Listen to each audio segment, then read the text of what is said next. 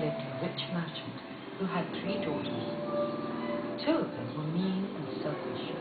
The youngest daughter was so sweet and lovely that she was called Beauty. Naturally, the father loved all his daughters, but he loved the kind Beauty most of all. Now one day, the merchant went on a journey to the big city, and before he left, he asked the girls what presents they would like him to bring back for them. The 2 eldest daughters demanded gold bracelets and diamond rings. But when he asked Beauty what she would like, she threw her arms around his neck and cried, "Just bring yourself home safe and sound, father." "But I want to bring you a present, dear," he said. "There must be something you would like." "Then bring me back a rose," said Beauty. "A dark red rose." The merchant set off on his journey, completed his business, bought the gold bracelets and the diamond rings, and then started for home. "I will leave Beauty's rose until I'm almost home," he thought. "I do not want it to wilt and die before I give it to her."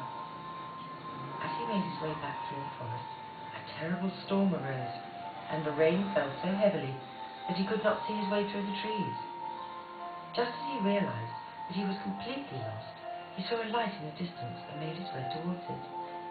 He was hoping to find a woodcutter's hut where he could shelter from the storm, but to his astonishment, he came to a magnificent castle. The huge door stood open. The building seemed to be deserted.